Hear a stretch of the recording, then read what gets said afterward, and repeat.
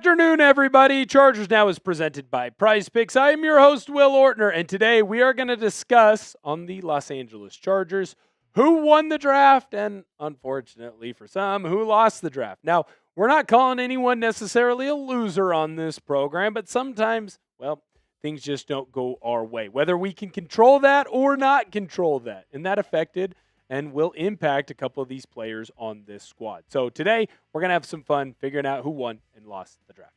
Who was your biggest winner of the draft for the Los Angeles Chargers? Let me know what your opinion is down below in the comment section. Very interested to see what you have to say on some of these Chargers players.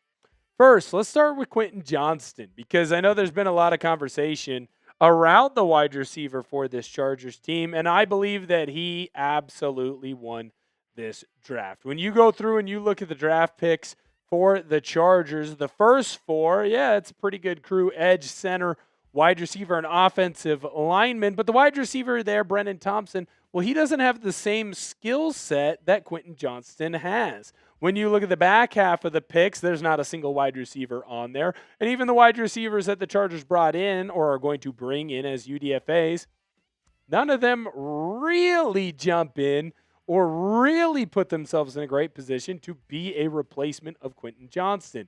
Now, there are a couple of wide receivers that are on the bigger side of things. There are a couple of wide receivers, like Sincere Brown, in my personal opinion, that could maybe give a run for being the red zone target for this Los Angeles Chargers team.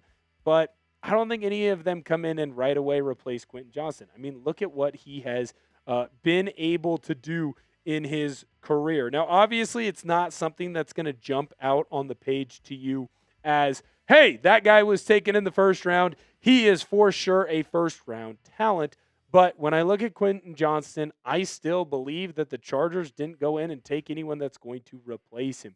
I don't know what the long-term impact is going to be on Quinton Johnston or where he's going to end up with this team. But I will tell you right now, I think that he ended up winning this draft. There could have been someone that came in as a clear replacement of him, and I don't think that there's anyone that's going to be ready to replace him next year. We'll dive into more winners and losers here in just a moment, but I do need to let you know that today's show is made possible by Prize Picks. Prize Picks is America's #1 sports picks app. Is the best place to win cash while watching sports. With playoff basketball finally here, there's no better time to cash in with our friends at Prize Picks. And I'll tell you this, the app, super easy to use.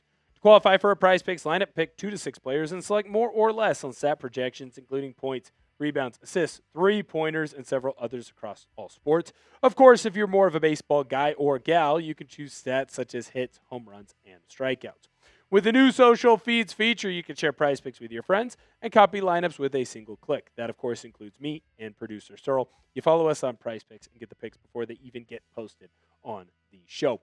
I have a lineup for the football action going on later on this year. Fernando Mendoza, less on his regular season game started. Jeremiah Love, less on his rushing yards. And Jordan Tyson, more on his receiving yards. New user offer. Download the Prize Picks app today and use code HMA when you play your first $5 lineup to receive $50 in lineups. That's code HMA when you play your first $5 lineup to get an extra $50 in lineups with Prize Picks. Clickable link to download the app is in the comments and description of today's video. Let's talk about Denzel Perryman next, linebacker for the Chargers. In fact, I believe all the Chargers kind of ended up winning on this one when it comes to that linebacker position. He's obviously had a pretty solid career so far, getting a little bit long in the tooth over there, but right now it doesn't feel like the Chargers have a plan to go and get his replacement as of yet. Now, there's a conversation around Lander Barton because he's definitely someone that I think potentially could put himself into a position where he can be a starting off-ball linebacker in the National Football League. I don't know if he is eventually going to be a star. Kind of probably feels more like a Will Compton type, where he's gritty, he's nasty, puts himself in a position to play.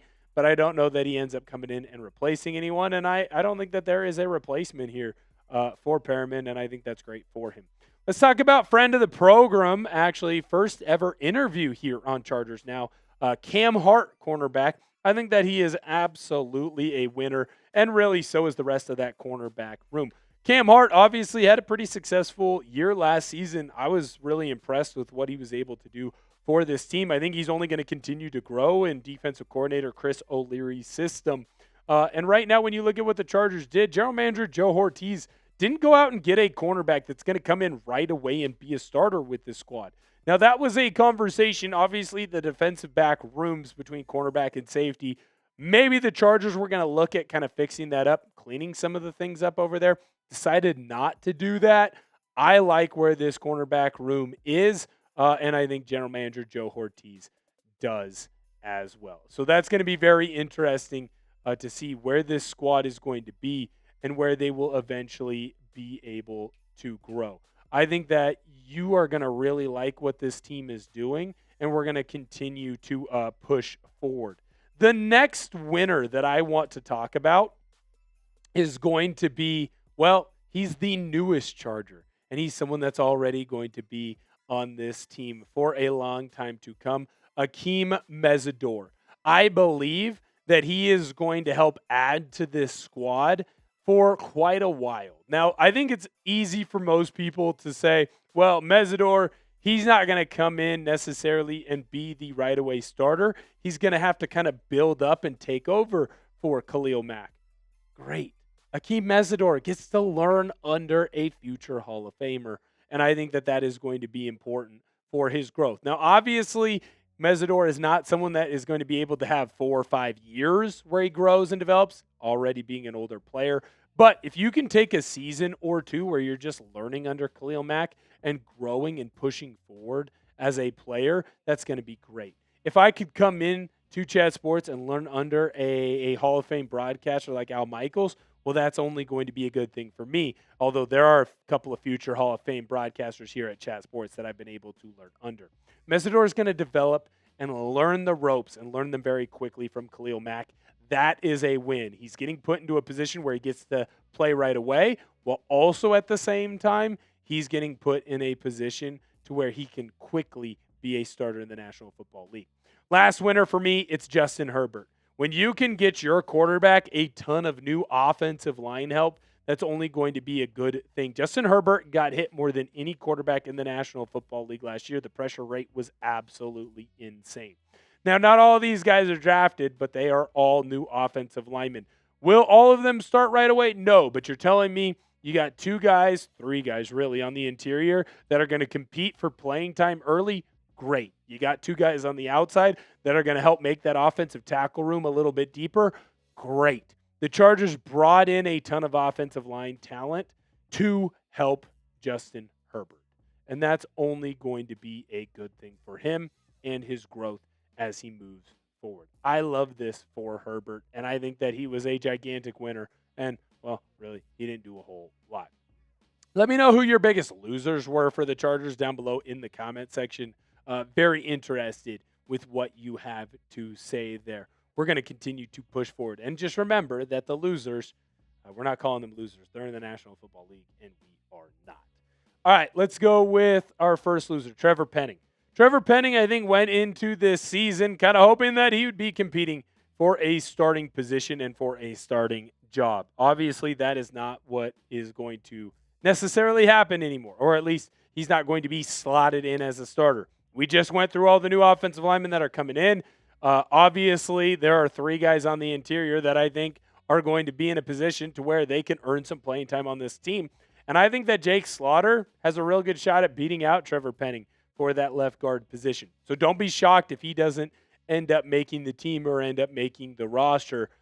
Well, I just feel like Penning is, at this point for the rest of his career, a backup.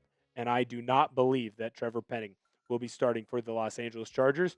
There might be a world where the Chargers say, let's go with the young Bucks instead of going with the old bull. Let's talk about Tre Harris next, because I do believe that he is a loser, unfortunately, in the way that the Chargers went out and drafted. If you are Tre Harris, obviously you're a younger guy, but you're built on your quickness. You're built on your speed. That sounds like something that's perfect for Mike McDaniels. Last year, not something that was a lot of success necessarily for Harris, but you can kind of blame Roman for that. I think that Brenen Thompson is instantly going to come in and compete for playing time. Now, we've seen those smaller, speedier receivers have more success with Mike McDaniel and his team and his system. But for me, I just don't see a world where Thompson isn't immediately competing with Harris for starting reps as that wide receiver 3, especially in the slot. And I think there's a world where he beats him out. Hit that thumbs up button if you love the LA Chargers and you love the content that we've got going on here on the channel. Excuse me. Next, Tony Jefferson, safety for this team. This is a little bit unfortunate for Jefferson because I do believe that, well, his future replacement has been drafted, and I think that he's in a position to where if Genesis Smith comes out and has a fantastic training camp, has a fantastic preseason, maybe he ends up taking over in that starting role for Jefferson. Maybe it leads to Jefferson not making the final 53. I'm not saying that that's going to be the case, but when you have a younger, cheaper option, sometimes those guys end up getting a little bit more run because they are the future of the program. Next loser, this is a little bit mean. Khalil Mack. Again, it's not something here that I'm saying he is a loser. Jefferson, Mack, a lot of success in their NFL careers. Both of them not losers. But Akheem Mesidor is going to be the replacement for Mack at some point. Will it be this season? Probably not. But I think when you draft Mesidor, when you draft Genesis Smith, that is the end of the career for those guys after this season, at least with the Los Angeles Chargers. Not trying to be mean, but at this point, you got a guy who's retired already. You got another guy who's in his mid-30s. Time to move on to the younger bulls. Bud Dupree is my last loser. It definitely feels like with Bud Dupree, he had a very strong and solid National Football League career. I think it's probably over. I think this is probably it for Dupree. He's going to have to work his butt off to earn a position on this team and to make a spot on the 53. And that's a good thing for Chargers fans because if Dupree does make the 53, well, we know that he earned it for sure. And if he doesn't make the 53, well, it means that some of the younger guys are living up to their potential. Thank you guys so much for viewing today's video. We really appreciate it. Hit that subscribe button. We are on the road to 4K trying to get there. Thank you guys so much for viewing today's video. Can't wait to see you next time. And Bolt.